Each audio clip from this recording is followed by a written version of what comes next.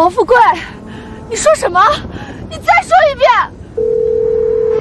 苏雅，我对不起你，我把咱们养牦牛的钱还有借的高利贷全输光了，他们要卸我的胳膊，我已经往内地跑了，不敢再待在高原了。你走了我怎么办？牦牛群还在草场，刚收的牦牛奶、牦牛肉存货还都在棚里啊！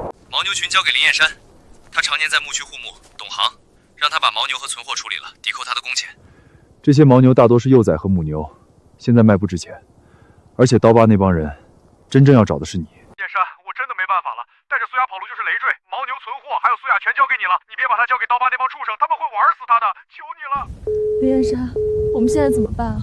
刀疤他们很快就会找到这儿的。王富贵跑了，留下了20万的债，一个烂摊子，还有一个走投无路的女人。可林燕山不知道的是，刀疤的人已经在来的路上了。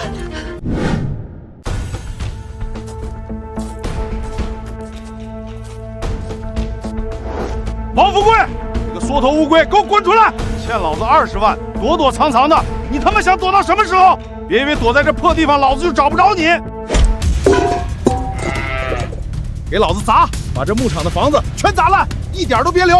今天不把王富贵逼出来，咱们就不走了。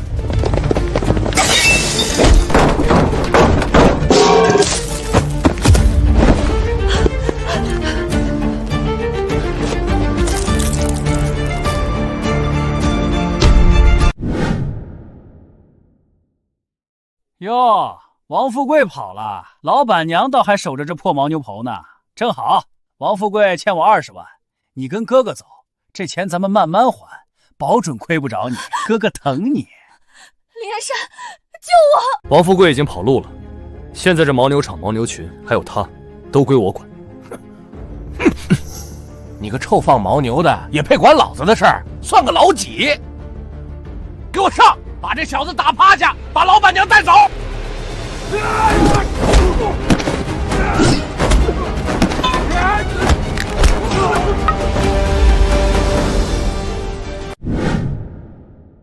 王富贵欠你的，找王富贵去。现在这儿我说了算，你再敢往前一步，就别想活着走出这片草场。你给我等着！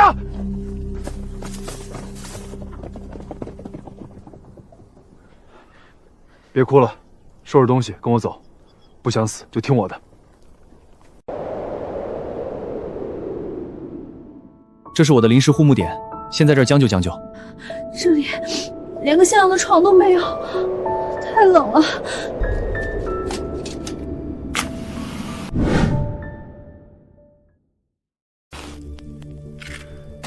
附近没有牧民定居点，住这儿最安全，而且能看着外面的牦牛群，防止被狼群攻击，也能提防刀疤。林燕山，我好冷，手脚都冻麻了。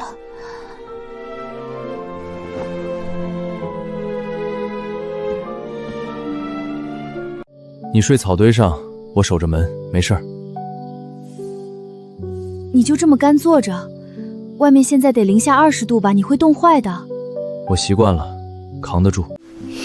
你扛得住，我扛不住。你要是冻坏了，谁管这群牛？牧场的房子都被砸了，谁来重盖？这不合适，这不合适。草堆就这么大，挤在一起不方便。有什么不合适的？都这时候了，还讲究这些？挨着一起能暖和点儿。我现在身边就只剩你能依靠了，你要是冻坏了，我真的不知道怎么办了。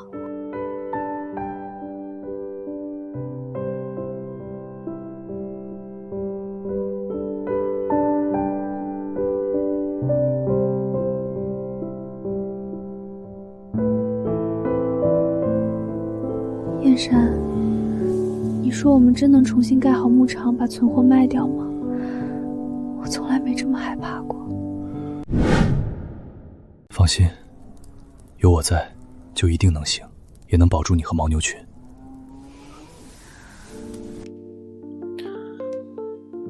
你别乱动，我是个正常男人。我知道王富贵把我留给你抵债，你想怎么样，我都任由你。你确定？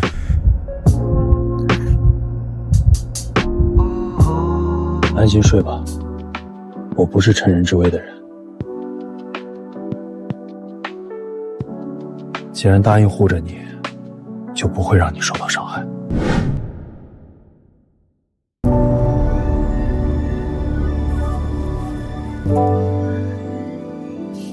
好好的牧场就这么被砸成这样，牦牛棚也坏了，以后可怎么办啊？别哭，房子坏了可以修，围栏倒了可以重搭，只要牦牛群还在，人还在，一切都能从头再来。全都要靠你了。以后这里我来扛，你只管安心跟着我，打理好内务就行。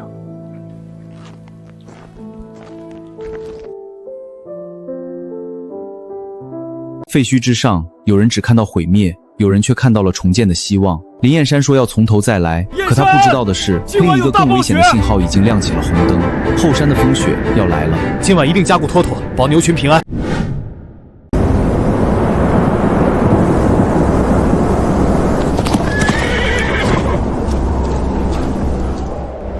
燕山，今晚有大暴雪，赶紧加固牛棚围栏，小心幼牦牛受冻。我看这天色，雪不会小。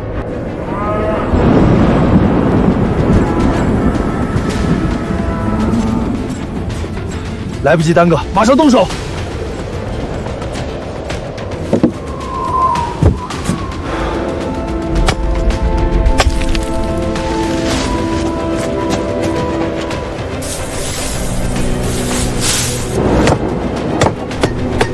雪要是下大了，棚子会不会被压塌？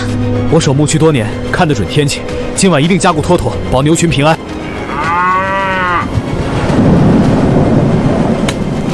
牧民的预警没有错，那场暴风雪比所有人预想的都要猛烈。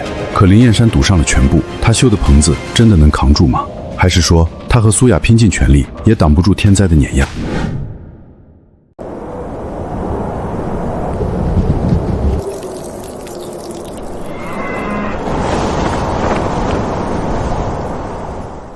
雪越下越大了，这要下到什么时候啊？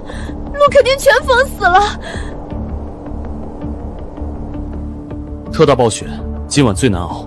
幼牦牛体质弱，最怕冻，我得随时到棚边守着。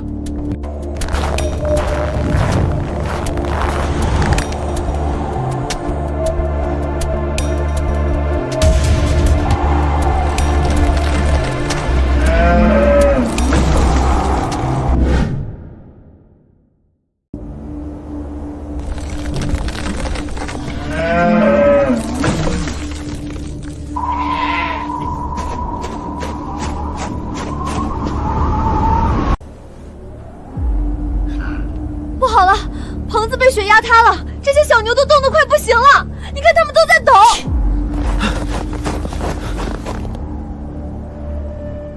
再耽搁下去，幼牛会冻出病来，必须立刻清雪，修补棚顶。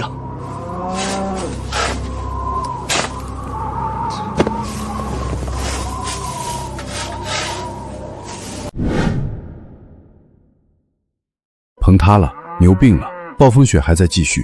林燕山的手在雪里扒了半个时辰，指甲缝里全是血丝，可他不敢停，因为只要停了，那些幼牛就真的扛不住了。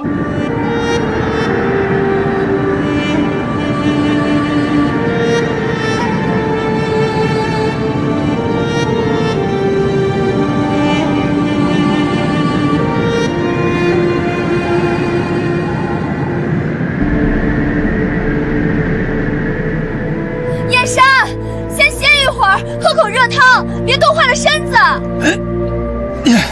现在不能停，雪还在下，修好才能保住这群小牛。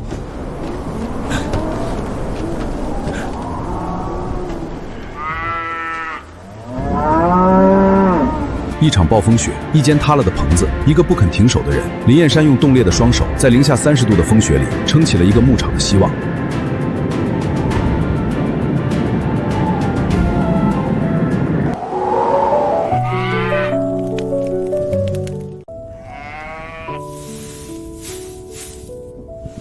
乖乖别怕，暖和一会儿就不冷了。燕山在外边拼了命护着你们呢，你可要好好撑下去。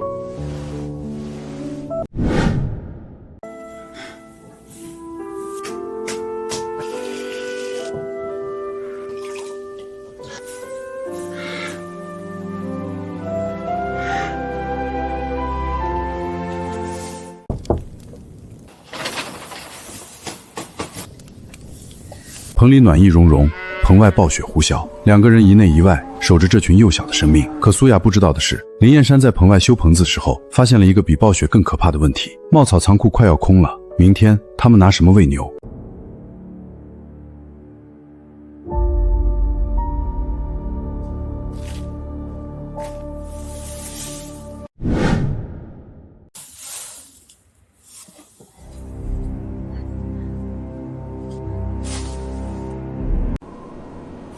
存的牧草就剩这么一点了，这几孔最多撑3天。暴雪封山，外面进不来货，这么多牦牛往后吃什么呀？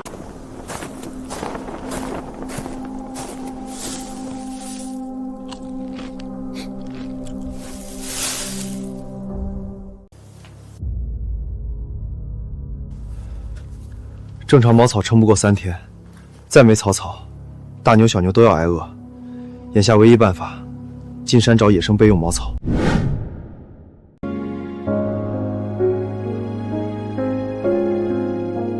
后山的野生牧草长在悬崖边上，平时都不敢轻易去，更何况是在暴雪封山的时候。林燕山知道这一趟九死一生，可他更清楚，不去，整个牧场的牛都得饿死。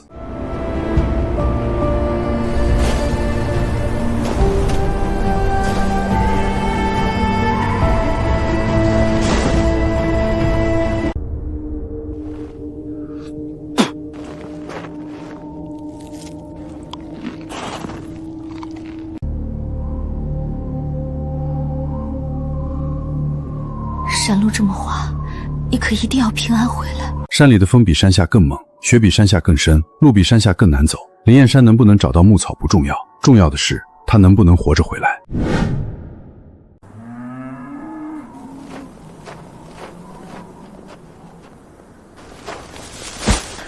你真找到了？山上的草不是都枯了吗？你后山被封的山坳里，雪宝草没全死，割了一孔，先顶几天，够牛嚼了。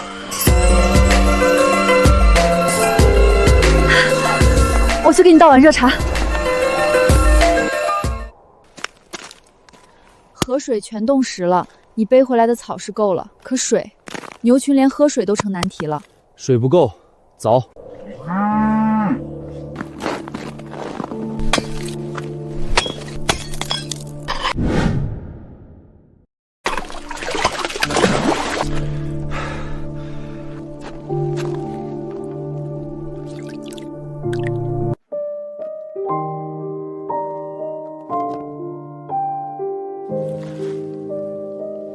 河水全冻实了，要是再不凿开，牛群连喝水都成难题。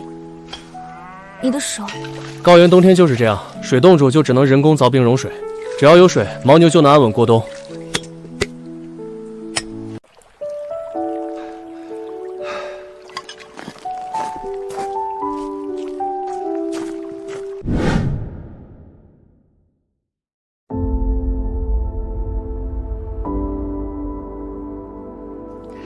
总算熬过去了，风雪停了，牛也都安稳了。天灾熬过去，往后只要好好打理，牧场就能慢慢恢复元气。风雪停了，牧场稳了，日子好像终于走上了正轨。可他们不知道的是，比天灾更难解决的是人心。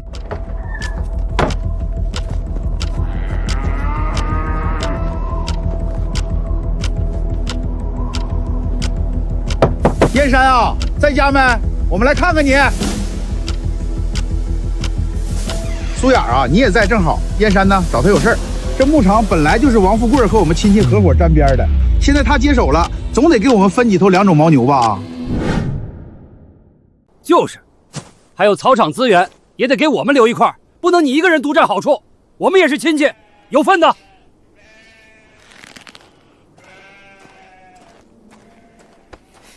牧场欠债被弃，是我出钱出力修缮守下来，跟你们从无半点干系。想要牦牛占茅场，门儿都没有。哼，行，咱们走着瞧。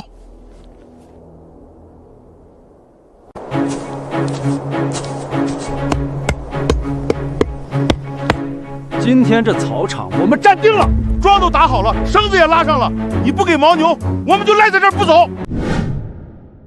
我们也是亲戚，凭什么好处全让你一个人占？对，要打官司我们也不怕，我们是有理的一方，亲戚分家产，天经地义。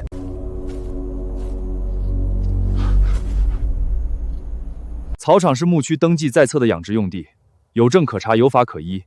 你们无凭无据强行霸占，既不合情理也不合规矩，再在这里无理取闹，我直接找乡里面管事来评理。到时候丢人的不是我，是你们全家。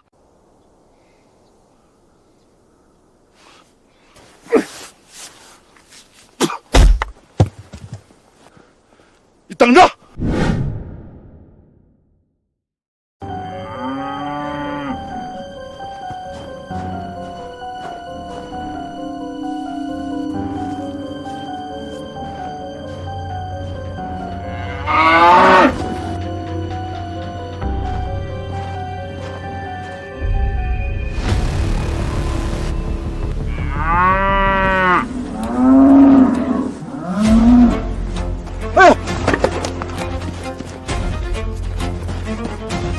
老师，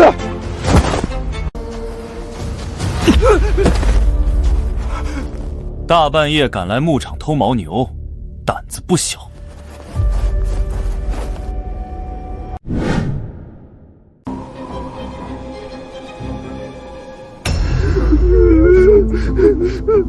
我们一时糊涂，再也不敢偷了，求你放过我们一次。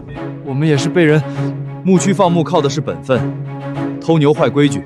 我不私下为难你，直接送到乡里治安点，让官方按规矩处置，给所有牧民一个公道。凭什么这样？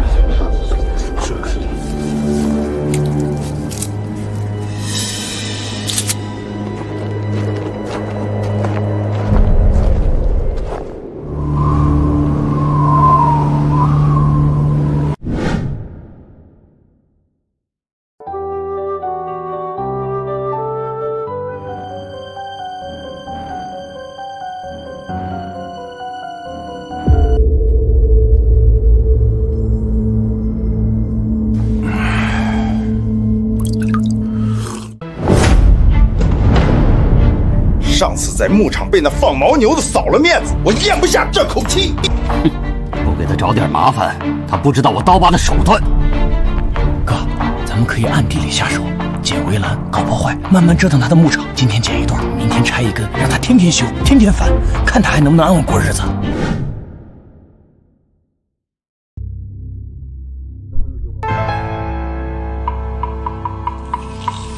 就这么办。悄悄动手，不留痕迹。我要逼得他在牧区待不下去。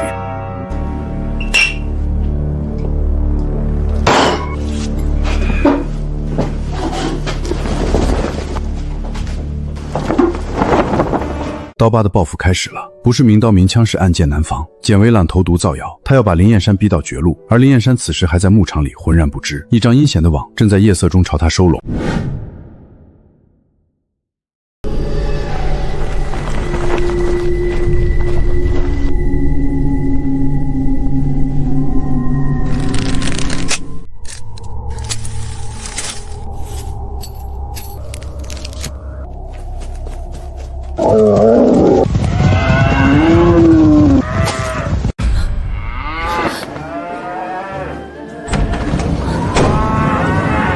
牛群怎么突然失禁了？围栏好像被人破坏了。怎么回事？围栏被剪，狼群入圈，牛群惊散。林燕山看着那道缺口，心里已经有了答案。刀疤的报复从今夜正式开始。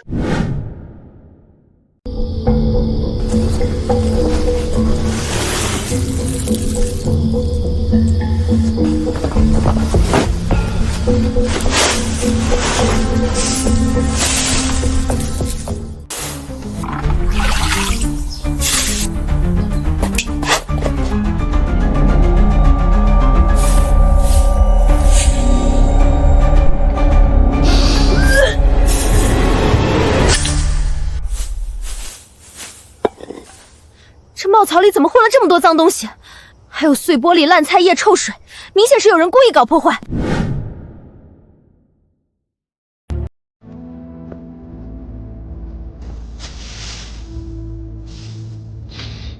不用想，肯定是刀疤记恨在心，暗中使坏。往后夜里多加巡查，严防他们再动手脚。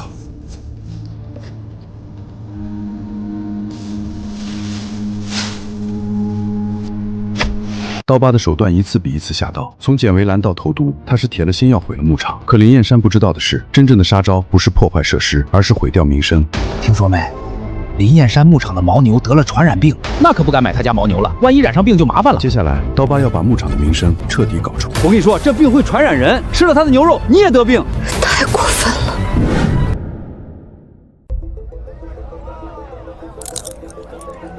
听说没？林燕山牧场的牦牛得了传染病，身上带病菌，吃不得也买不得。我一个亲戚亲眼看到的，牛身上全是疮，恶心的很。是啊，听说那牛都有病呢。真的假的？那可不敢买他家牦牛了，万一染上病就麻烦了。可不是嘛。我家小子还小，可不敢冒这个险。不会吧？我看他家牛挺壮实的呀。壮，那是表面，病都是在里面的，你看不出来。我跟你说，这病会传染人，吃了他的牛肉你也得病。说他在外面做那种事儿，其实非常太过分了。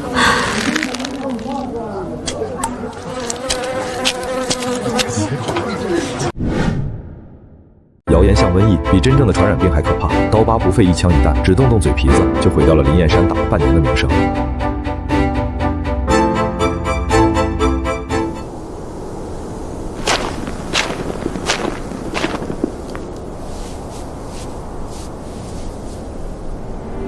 阿叔，借一下你的手锯，我那边的木桩要修一修。给你，你先用，不着急还。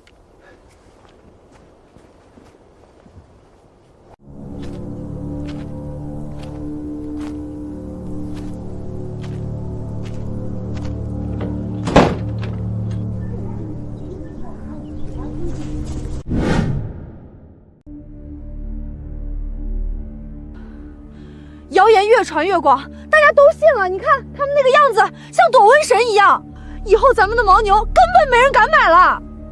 谣言止于事实，不用争辩，不用辩解，用牦牛真实品质说话，早晚能打破流言。谣言四起，人人避之不及。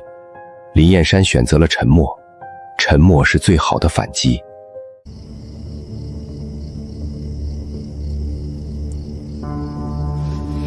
再这样下去，牧场根本撑不住。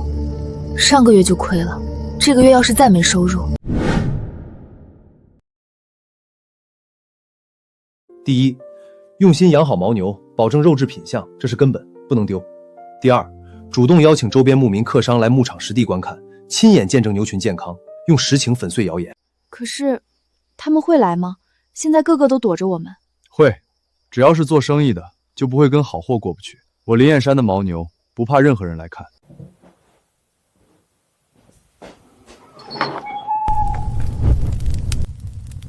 林燕山定下了破局之策，请人来参观，用品质说话。可他不知道的是，在他打开牧场大门之前，刀疤已经堵住了所有的路。请客容易，客人来了走不走得了才是问题。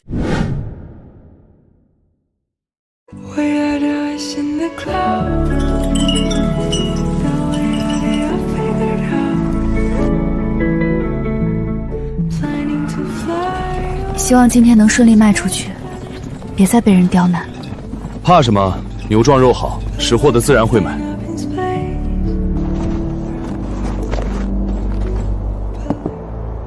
林燕山带着他的牦牛肉第一次在集市上摆摊，他不知道的是，刀疤和镇上的商贩早就勾结好了。他的摊位刚摆好，一张无形的网就已经收拢，生意还没开始就已经被盯上了。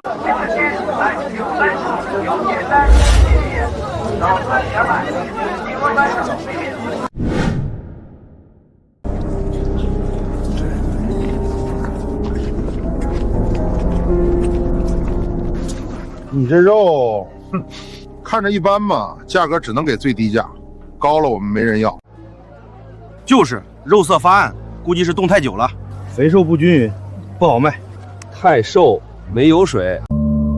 我的牦牛是高原原生态散养，吃的是天然牧草，喝的是山泉水，品质远超普通牛，值这个价。你们故意联手压价，我绝不妥协。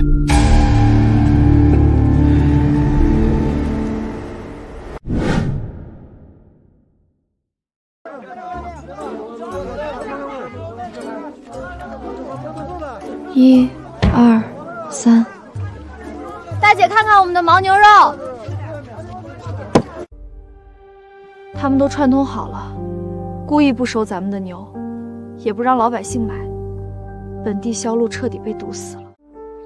本地被垄断，那我就不走本地渠道，转头开拓外地客商市场，不靠他们也能活下去。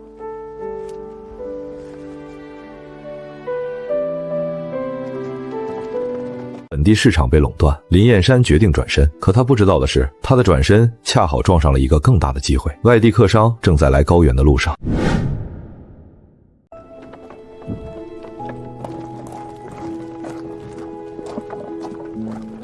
难道就任由他们欺负，没有一点办法吗？我做人不惹事，也从不怕事，不靠抱团耍手段，只靠品质和诚信。只要牦牛品质够硬，不愁没人找上门合作。通过建立2种繁育基地，推广科学养殖技术，牦牛的产肉量和产奶量都得到了显著提高。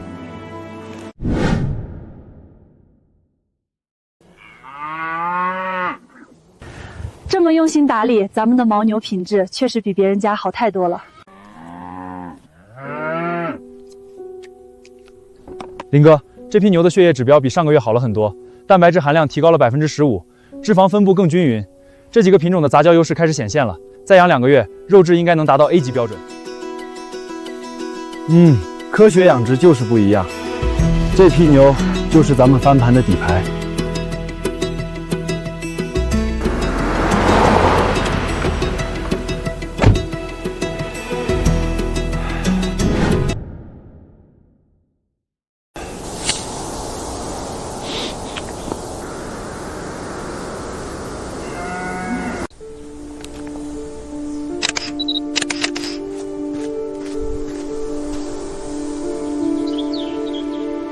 你好，我是林燕山，欢迎来牧场，随便看。我姓周，做餐饮的。听朋友说你这儿的牦牛品质好，专程从成都飞过来的。原生态散养，环境确实不错。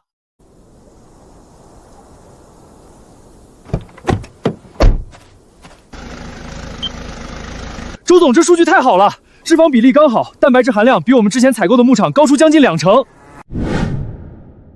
林老板，我看你这牦牛体格健壮，原生态散养，品质实打实，我愿意跟你长期合作，按月采购，价格好商量，长期高价收购。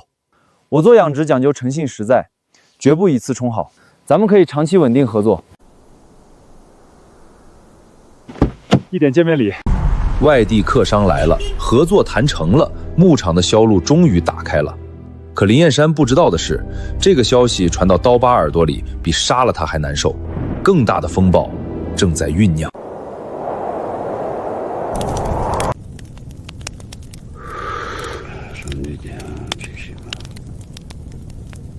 我跟林燕山的牧场隔着一条沟，他的牛天天在我眼皮底下吃草，我亲眼看过，牛群个个健康壮实，皮毛油亮，根本没有传染病，也没有口腹声，都是有人故意造谣害人。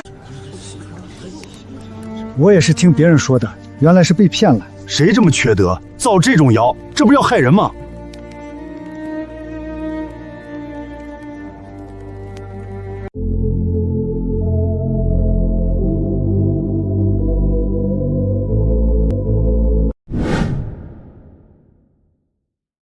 燕山，公道自在人心，老牧民不是一句话抵得过千言万语，可谣言散得快，人心回来得慢。林燕山知道，光有口碑还不够，他要让所有人都亲眼看到他的牛到底有多好。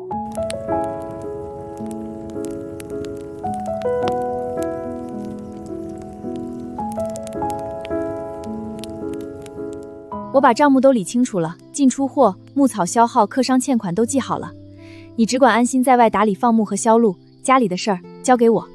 男女搭配里外互补，牧场像一个齿轮一样稳稳转动。林燕山在前面冲锋陷阵，苏雅在后面稳固后方。可有些人偏偏见不得别人好，黑手又伸过来了。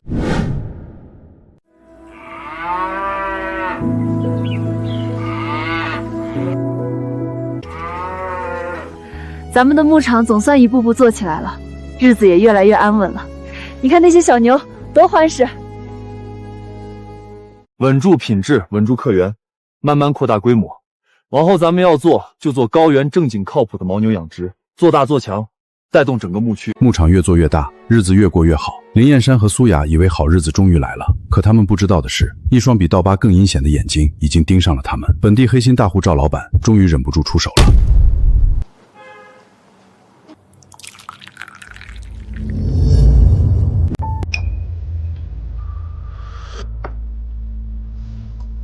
林燕山一个乡下户牧人，居然把牧场做起来了，还搭上了成都那边的客户，抢了咱们不少生意。不能任由他崛起，否则这高原上的牛就全归他卖了。林燕山，我早就看他不顺眼了。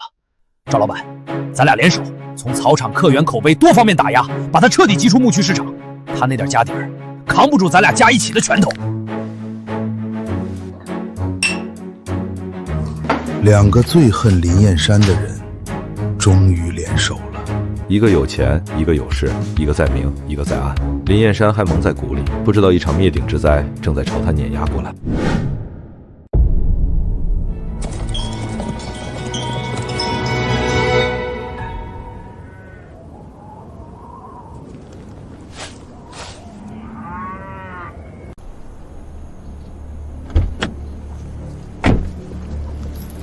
这片草场我们老板包下了，你的牦牛不准再来这里放牧，绕道走。这片草场是公共牧区放牧用地，世代牧民共用，无凭无据强行抢占，不合规矩也不近人情。你们拿承包合同来，拿不出来就给我拆了。合同有，你睁大眼睛看看。这片草场我们老板跟乡里签了3年承包合同，白纸黑字儿。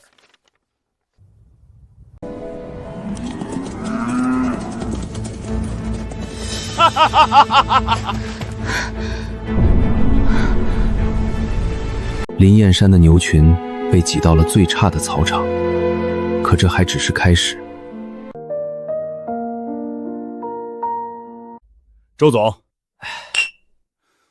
周总，我们高原的牦牛肉品质您放心，价格我给您让利2个点，比林燕山那边便宜不少。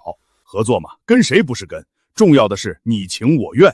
赵老板，你的货我看了，品质确实不差。不过林燕山那边我刚刚签了个小单子，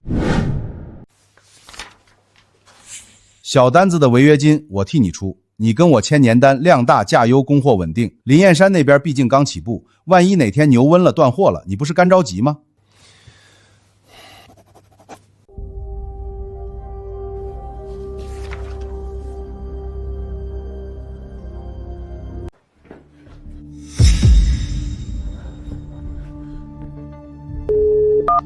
老周的电话打不通，成都那边的人说周总换供应商了。知道了。客商被挖，销路被断，林燕山的生意一夜回到解放前。可这一次他没有慌，他知道有人不想让他活，那他只好先让那人死。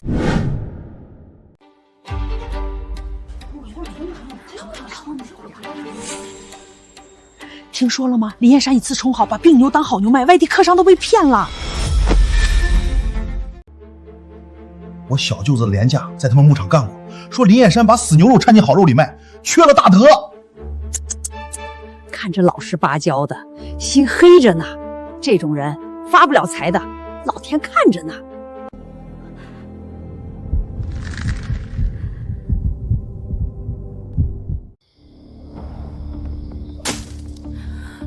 他们太过分了。苏雅，随他们怎么说，我不搞口舌之争，只用事实和品质自证清白。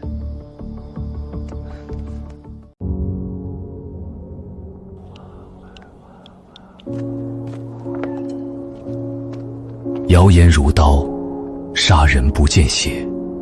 林燕山可以不在乎自己，但不能不在乎牧场的生死。他知道沉默已经不够了，他必须反击，可怎么反击才是关键。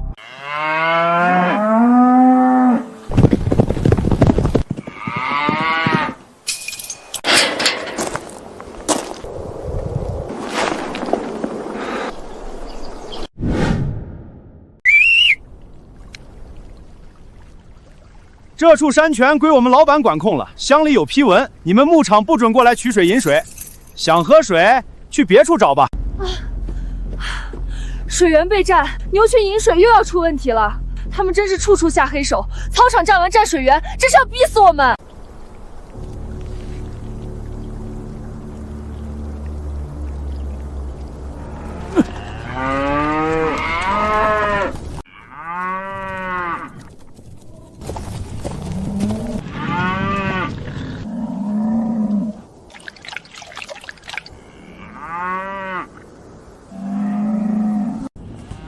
燕山，再这样下去，牛群撑不住了。他们那边还是不肯松口，不给我们云水。既然他们不给我们活路，那我们就自己建生态养牛区，不靠他们，我们也能把牛养好，守住这片牧场。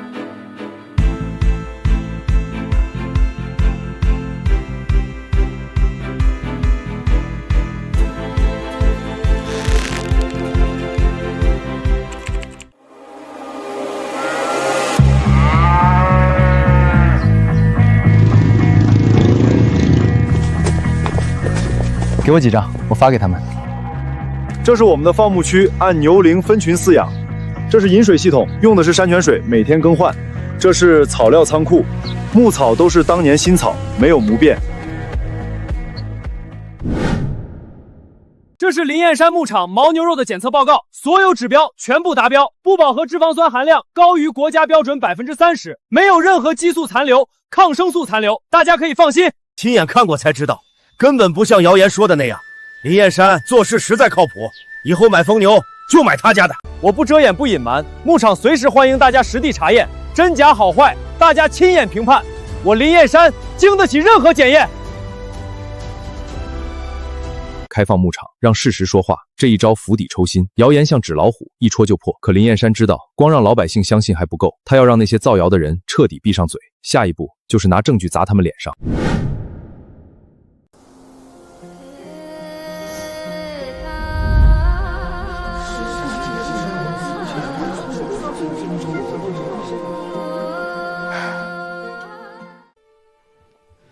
这下可好，人家有官方报告，咱们之前传的那些有官方报告作证，再不怕他们胡乱造谣了。谣言止于智者，更止于事实。我的牧场、我的牛、我的地都在这里，谁再想造谣，拿证据来，我奉陪到底。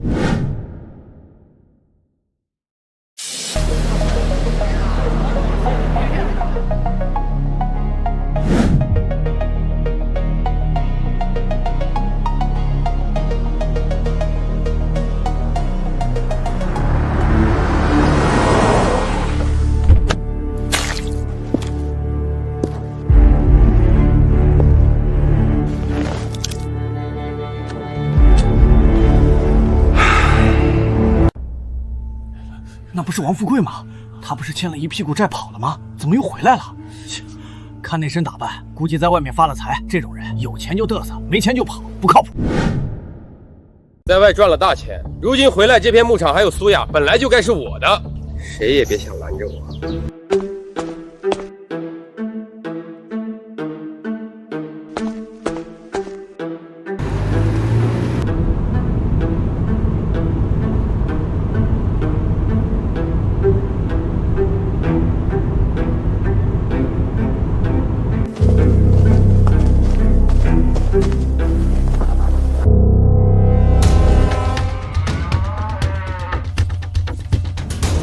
林燕山，我回来了。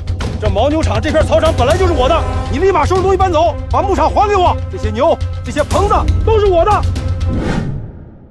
当初你欠债跑路，弃场弃债，丢下烂摊子一走了之，是我出钱出力，冒天灾扛恶霸，把牧场救回来做起来。如今你没资格张口索要。你算什么东西？这是我家的牧场，我有合同有地契。你要是不搬，我就去乡里告你，去县里告你，告你侵占他人财产。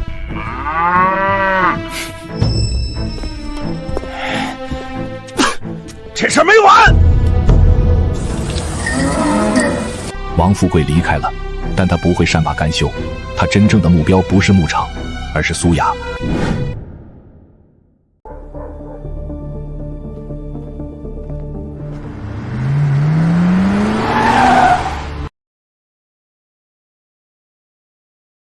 苏亚，跟我走，我现在有钱了，能给你好日子过，别待在这穷牧场里受苦。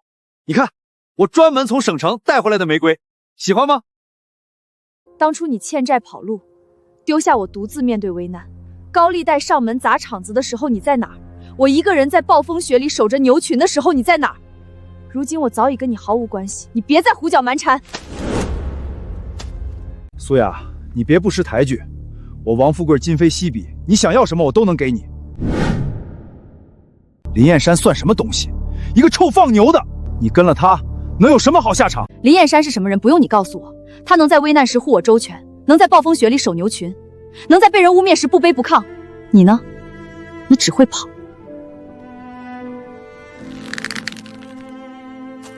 苏雅的一番话，把王富贵最后一点幻想打得粉碎。可他不会反省自己，他只会把所有的恨转嫁到林燕山身上。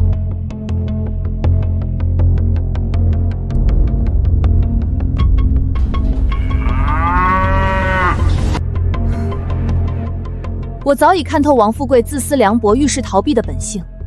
危难时刻是林燕山护我周全，撑起牧场。我心意已决，这辈子只留在林燕山身边，绝不跟你走。好，你不肯跟我走，那我就不惜一切也要把牧场夺回来。我有地契，我有合同，咱们法庭上见。他怎么这样啊？苏雅跟了林燕山，王富贵算是彻底没戏了，活该。当初跑路的时候，怎么不想想今天？苏雅当着众人表明心境，王富贵成了最大的笑话。他从那一刻起，不再是为了夺回牧场，而是为了报复。而报复最疯狂的手段，就是勾结他在高原上最恨的2个敌人。我打压搞垮林燕山，夺回牧场，合作愉快。我早就想弄他了。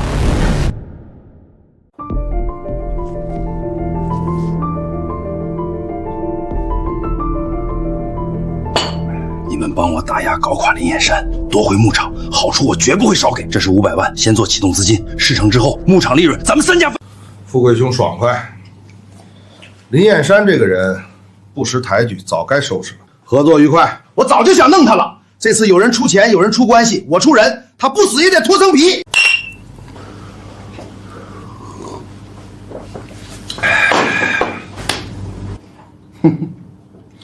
干了！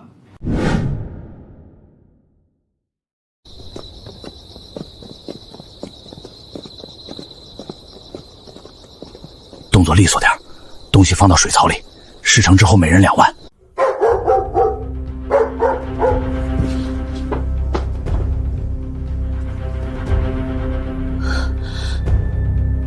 有人进来了，快醒醒，他们来了！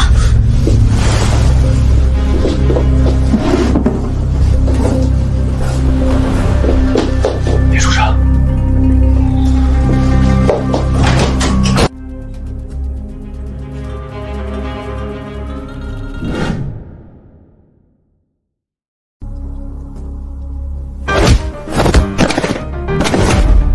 我跟你拼了！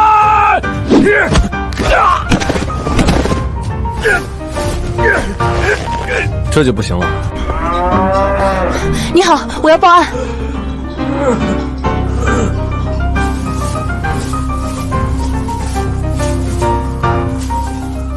证据都在这里，你主动说明幕后情况，对你自己有好处。是赵老板和王富贵让我干的。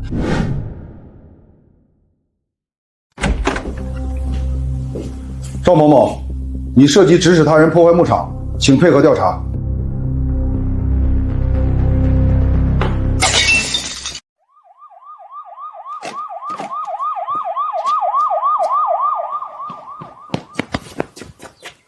王富贵，你涉及诈骗，跟我们走一趟。我没有。别废话了。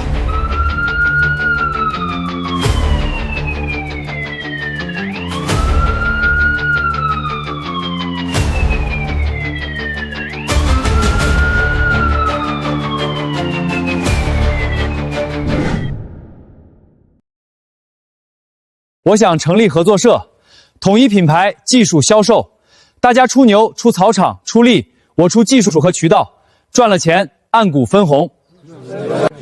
我姓燕山，我家30多头牛全入社，我有车跑运输。我懂兽医，我来防疫。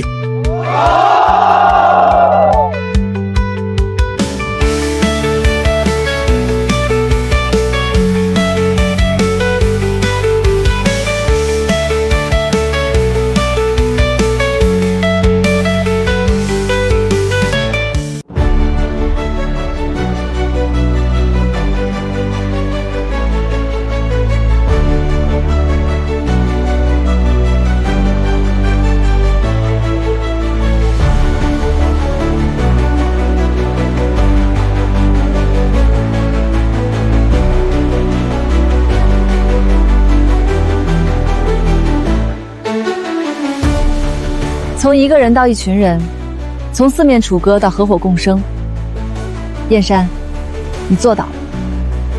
不是我一个人做到的，是大家一起，这条路才算走对了。